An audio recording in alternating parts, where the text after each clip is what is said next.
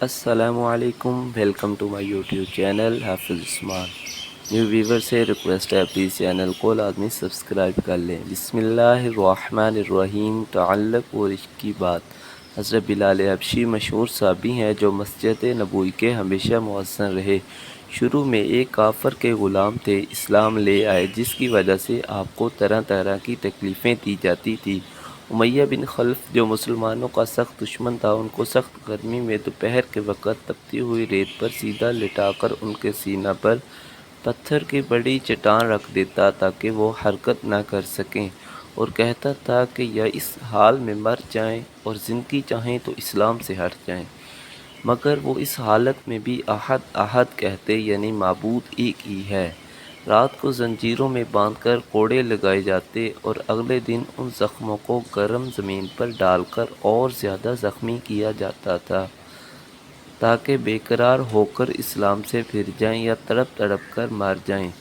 عذاب دینے سے والے اکتا جاتے، کبھی ابو جہل کا نمبر آتا اور کبھی امیہ بن خلف کا اور کبھی اوروں کا، اور ہر شخص اس کی کوشش کرتا کہ تکلیف دینے میں زور ختم کر دے۔ حضرت ابوبکر صدیق نے اس حالت میں دیکھا تو ان کو خرید کر آزاد فرمایا۔ چونکہ عرب کے بت پرست اپنے جنوں کو بھی معبود کہتے، اس لیے ان کے مقابلہ میں اسلام کی توحید کی تھی، جس کی وجہ سے حضرت بلال کی زبان پر ایک ہی ورد تھا۔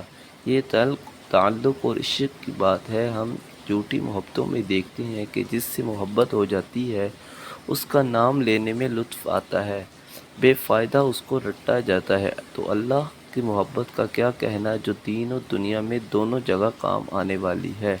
یہی وجہ ہے کہ حضرت بلال کو ہر طرح سے ستایا جاتا تھا، سخت سے سخت تکلیفیں پہنچائی جاتی تھی۔ مکہ کے لڑکوں کے حوالے کر دیا کہ وہ ان کو گلی کوچوں میں چکر دیتے پھریں، اور یہ تھے کہ اللہ ایک ہی ہے رٹ لگاتے تھے۔ اس کا یہ صلہ ملا کہ پھر حضور کے دربار میں مؤذن بنے اور سفر خضر میں ہمیشہ اذان کی خدمت ان کے سپرد ہوئی۔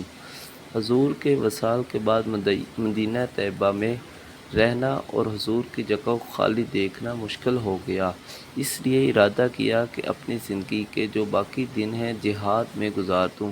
اس لیے جہاد میں شرکت کی نیت سے چل دیے۔ ایک عرصہ تک مدینہ منورہ لوٹ کر نہیں آئے۔ ایک مرتبہ حضور کی خواب میں زیارت کی۔ حضور نے فرمایا، بلال یہ کیا ظلم ہے، ہمارے پاس بھی نہیں آتے؟ تو آنکھ کھلنے پر مدینہ طیبہ حاضر ہوئے۔ حضرت حسن حسین نے اذان کی فرمائش کی۔ لاڈلوں کی فرمائش ایسی نہیں تھی کہ انکار کی گنجائش ہوتی۔ اذان کہنا شروع کی اور مدینہ میں حضور کے زمانہ کی اذان کانوں میں پڑھ کر کہرام مچ گیا۔ عورتیں بھی سوتی ہوئی گھر سے نکل پڑیں۔ چند روز قیام کے بعد واپس ہوئے۔ دمشق میں وصال ہوا۔ عمل کی بجائے اتباع کر ترجیح دی۔ حضرت ابوذر غفاری مشہور صحابی ہیں جو بعد میں بڑے زاہدوں اور بڑے علماء میں سے ہوئے۔ حضرت علی کرم اللہ وجہہ کا ارشاد ہے کہ ابوذر ایسے علم کو حاصل کیے ہوئے ہیں جس سے لوگ عاجز ہیں، مگر انہوں نے اس کو محفوظ کر رکھا ہے۔ جب ان کو حضور اقدس صلی اللہ علیہ وسلم کی نبوت کی پہل خبر پہنچی تو انہوں نے اپنے بھائی کو حالات کی تحقیق کے واسطے مکہ بھیجا کہ جو شخص یہ دعویٰ کرتا ہے کہ میرے پاس وحی آتی ہے اور آسمان کی خبریں آتی ہیں، اس کے حالات معلوم کریں اور اس کے کلام کو غور سے سنیں۔ وہ مکہ مکرمہ آئے اور حالات معلوم کرنے کے بعد اپنے بھائی سے جا کر کہا کہ میں نے ان کو اچھی عادتوں اور حمد و اطلاق کا حکم کرتے دیکھا اور ایسا کلام سنا جو نہ شعر ہے نہ کہانوں کا کلام ہے۔ ابو ذر کی اس مجمل بات سے تسلی نہ ہوئی تو خود سامان سفر کیا اور مکہ پہنچے اور سیدھے مسجد حرام میں گئے۔ حضور کو پہچانتے نہیں تھے اور کسی سے پوچھنا مصلحت کے خلاف سمجھا۔ شام تک اسی حال میں رہے۔ شام کو حضرت علی کرم اللہ وجہہ نے دیکھا کہ ایک پردیسی مسافر ہے۔ مسافروں کی، غریبوں کی، پردیسیوں کی خبر گیری، ان کی ضرورتوں کا پورا کرنا ان حضرات کی گھٹی میں پڑا ہوا تھا، اس لیے ان کو اپنے گھر لے آئے، میزبانی فرمائی، لیکن اس کو پوچھنے کی کچھ ضرورت نہ تھی کہ کون ہو، کیوں آئے ہو۔ مسافر نے بھی کچھ ظاہر نہ کیا۔ صبح کو پھر مسجد میں آ گئے اور دن بھر اسی حال میں گزرا کہ خود پتہ نہ چلا اور دریافت کسی سے کیا نہیں۔ غالباً اس کی وجہ یہ ہوگی کہ حضور کے ساتھ دشمنی کے قصے بہت مشہور تھے۔